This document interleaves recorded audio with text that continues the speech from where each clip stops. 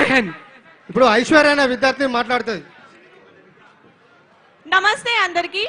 First of all KTR sir గారు ఇక్కడికి వచ్చి మా అందరికి సపోర్ట్ గా ఇక్కడికి వచ్చి మమ్మల్ని సపోర్ట్ చేసినందుకు చాలా చాలా థ్యాంక్ యూ సార్.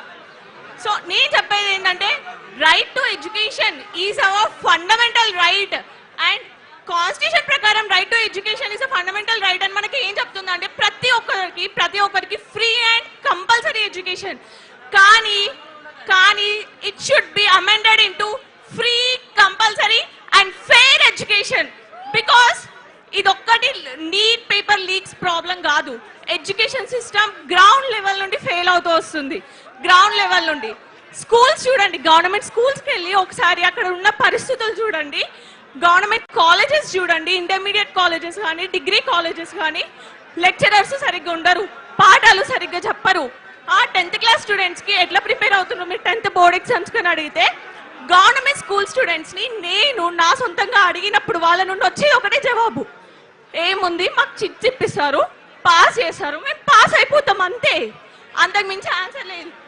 ఒక స్టూడెంట్ చిట్స్ ఇప్పిస్తారని నమ్మకం పెట్టుకొని పాస్ అయిపోతాం అనేసి అంటుంటే ఎడ్యుకేషన్ సిస్టమ్ ఏం చేస్తుంది, అసలు స్కూల్లో ఉన్న టీచర్స్ ఏం చేస్తున్నారు, ఆ ఎడ్యుకేషన్ సిస్టమ్ ఏం చేస్తున్నది, పిల్లలు పాస్ అవ్వడానికి కూడా సరిపోయే అంత నాలెడ్జ్ ఇవ్వలేనప్పుడు ఆ ఎడ్యుకేషన్ సిస్టమ్ ఫెయిల్ అయినట్టే, ఆ ఎడ్యుకేషన్ సిస్టమ్ ఫెయిల్ అయినట్టు. అండ్ మేము ప్రొటెస్ట్లు చేస్తున్నందుకు సోషల్ మీడియాలో సపోర్ట్ చేస్తున్నందుకు యాంటీ నేషనల్స్ అనేసి అంటున్నారు. యాంటీ నేషనల్స్ అంటే ఎవరు? దేశ ద్రోహులు.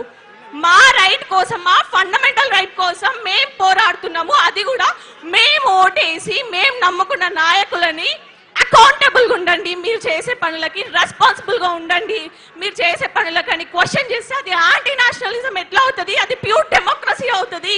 డెమోక్రసీకి యాంటీ నేషనలిజం కి తేడా తెలుసుకొని యాంటీ నేషనలిస్ట్ అనండి ఫస్ట్ మీరు.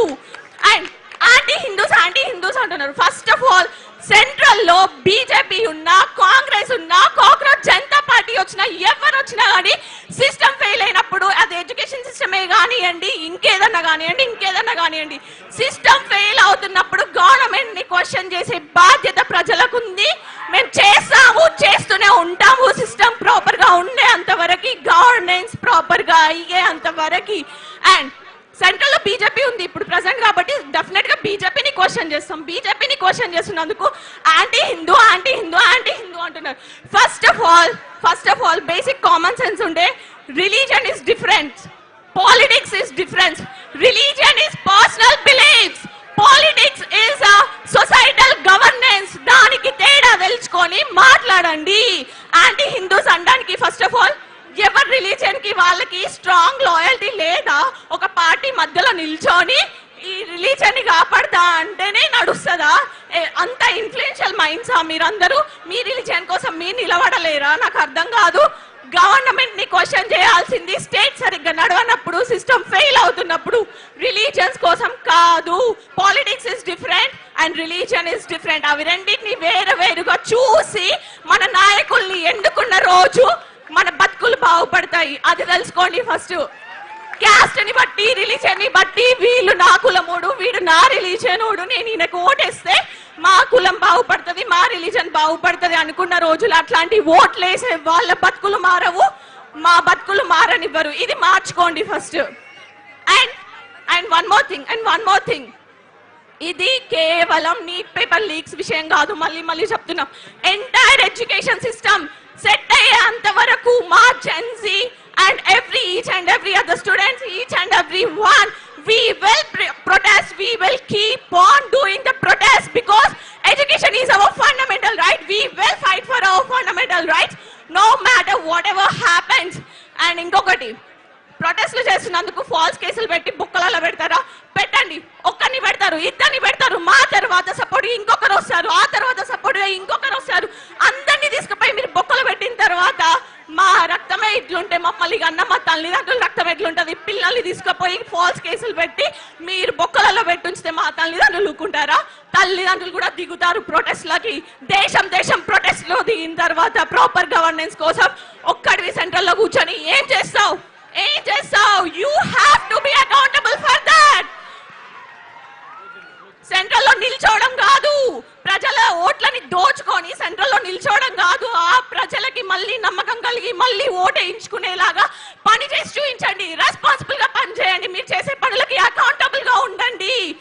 కంప్లీట్ జెన్సీకి ఈ పాలిటిక్స్ పైన పొలిటికల్ లీడర్స్ పైన నమ్మకం పోయేలాగా చేసుకోకండి.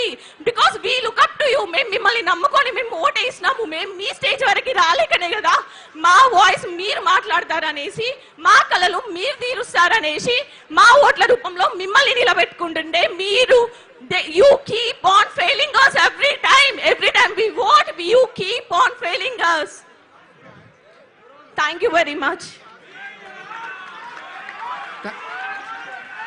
इनकलाब इनकलाब जिंदाबाद, इनकलाब जिंदाबाद. जय जय जय जय जय भीम,